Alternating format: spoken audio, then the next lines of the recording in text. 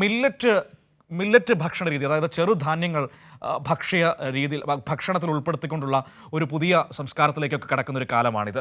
Millet ഭക്ഷണ രീതി അല്ലെങ്കിൽ അങ്ങനെയൊക്കെ പറയും അതിന്. അപ്പോൾ ഈ മില്ലറ്റ് കഫേകൾ തുടങ്ങാൻ വേണ്ടി പോവുകയാണ് നമ്മുടെ സംസ്ഥാന സർക്കാർ. കൃഷി വകുപ്പിൻ്റെ പുതിയ സംരംഭമാണ് മില്ലറ്റ് കഫേ എന്ന് പറയുന്നത്. അതിൻ്റെ ഉദ്ഘാടനം ഇന്ന് നടക്കാൻ വേണ്ടി പോവുകയാണ്. സംസ്ഥാന കൃഷി വകുപ്പിൻ്റെ പുതിയ സംരംഭമായ മില്ലറ്റ് കഫേയുടെയും കേരള ഗ്രോ ബ്രാൻഡ് സ്റ്റോറിൻ്റെയും ഉദ്ഘാടനം ഇന്ന് തിരുവനന്തപുരത്ത് മന്ത്രി പി പ്രസാദ് നിർവഹിക്കും.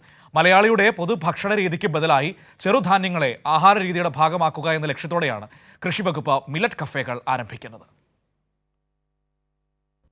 തിനയുപയോഗിച്ച് തയ്യാറാക്കുന്ന ചെമ്മീൻ ബിരിയാണി, വരകുപയോഗിച്ച് തയ്യാറാക്കുന്ന കേക്ക്, മലയാളികളുടെ പൊതുഭക്ഷണ രീതിക്ക് ബദലായി ചെറുധാന്യങ്ങളെ ആഹാര രീതിയുടെ ഭാഗമാക്കാൻ ഒരുങ്ങുകയാണ് കൃഷിവകുപ്പ്.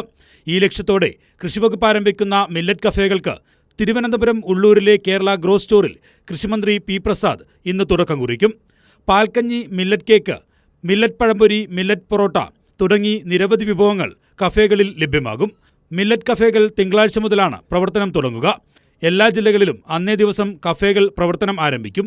കേരള ഗ്രോ ഷോപ്പുകൾ ആരംഭിക്കാൻ 10 ലക്ഷം രൂപയും മില്ലറ്റ് കഫേകൾക്ക് 5 ലക്ഷം രൂപയും സർക്കാർ ധനസഹായം നൽകും.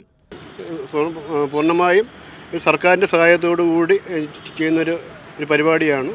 പ്രധാന ഉദ്ദേശം കർഷകരുടെ വരുമാനം വർദ്ധിപ്പിക്കുക, അതുകൂടാതെ നമ്മുടെ പൊതുജനങ്ങളുടെ ആരോഗ്യ സംരക്ഷണം കൂടി ഉൾപ്പെടുത്തിയാണ് നമ്മൾ ഈ പദ്ധതി ആരംഭിച്ചിട്ടുള്ളത്.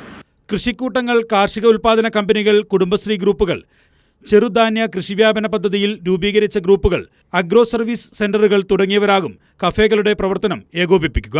വിവിധതരം ചെറുധാന്യങ്ങളും അവയുടെ മൂല്യവർദ്ധിത ഉൽപ്പന്നങ്ങളും കഫേകളിൽ ലഭ്യമാകും. കൈരളി ന്യൂസ്, തിരുവനന്തപുരം.